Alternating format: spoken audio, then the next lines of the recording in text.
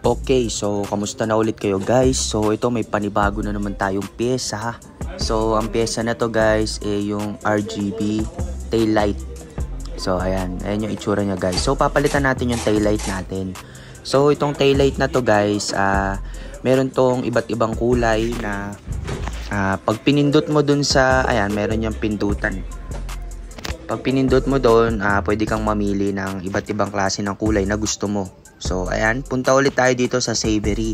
Dito yan, pakabit natin ulit. So, itong pagkabit ng RGB taillight natin, medyo maproseso nga ito. Maraming babaklasin, maraming bolts na tatanggalin. So, ito, sinimulan na ni Boss Alden sa pagtanggal ng lagayan ng top box natin.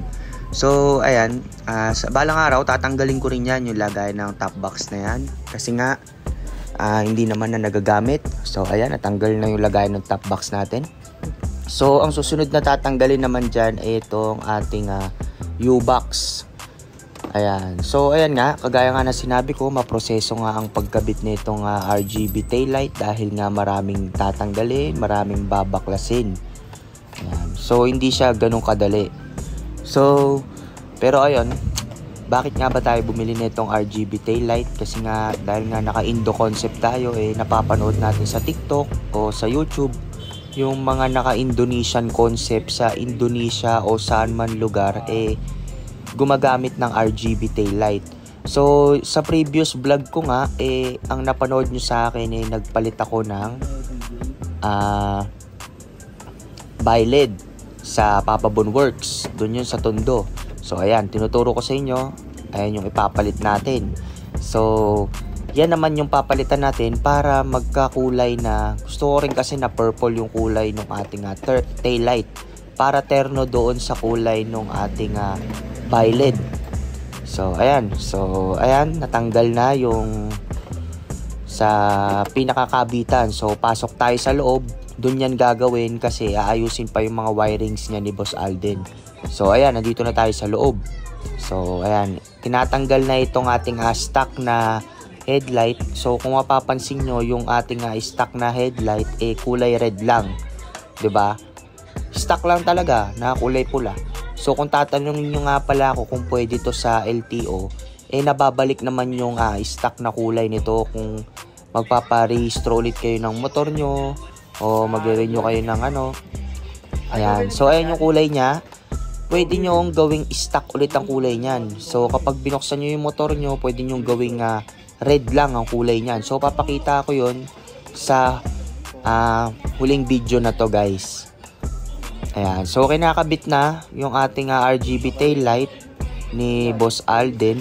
So ayun, kagaya nga na sinabi ko, kaya ako bumili ng RGB taillight para eterno yung kulay ng ating bi-LED sa harapan na purple, tapos i-purple ko rin itong likod. Pero ang gusto kong gawin dito yung kapag nakabit na to, purple siya, naka-stay lang siya sa purple, tapos pag pumipreno ko, pinipisil ko yung ating brake lever, magre-red siya. So pwede yung ganun guys. Ipapakita ko sa huling video ko dito sa binablog ko na to guys kung paano. So panoorin nyo muna ang pagkabit nyan guys. Ayan, so malapit na matapos guys. Ang RGB taillight nga pala na binili ko, ang pangalan nito ay Shark. So meron siyang 12 modes. So meron siyang 12 na iba't ibang klase ng kulay na pwede mong pagpilian. Ayan. So ang presyo nito guys, nabili ko lang ito ng 1,000 pesos. So kung tatanungin nyo kung saan ko siya nabili, sa Savery Motorcycle Parts ko lang din siya nabili. So 1,000 pesos, naialok lang nila sa akin yun doon. So parang ang dating nabudol nila ako. Okay, pero sabi ko nga, gusto ko nga ng ganung kulay para materno doon sa bi-LED natin. Kasi nga marami ako napapanood na mga naka-Indo concept na ang gaganda ng taillight nila na nag-iiba-iba yung kulay. So kaya ako, gusto ko rin na maging ganun ang kalabasan ng Honda Click natin. So ito yung pindutan niya guys. Ayan, nakalabas lang siya. Ayan, so dyan nyo pipindutin kung ano yung gusto nyong klaseng kulay o modes na mangyayari doon sa ating tail light. So meron naman yan 12 modes. So mamili ka na lang kung ano yung gusto mo. Pero yung sa akin kasi, gusto ko naka-stay lang siya na purple. Tapos pag may preno o pinipisil ko yung brake lever ko, nagre-red siya. So ipapakita ko sa inyo dito sa huling video yung itsura kapag naka-start yung motor.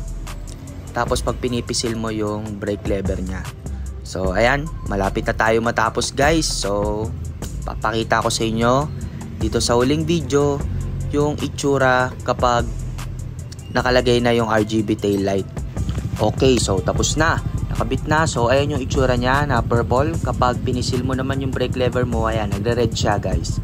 So sa mga nagtatanong kung pwede ba to sa LTO, pwede yan. Basta i-back to stock nyo lang, ilagay nyo sa red. Okay, so ayun, maraming salamat sa panonood guys.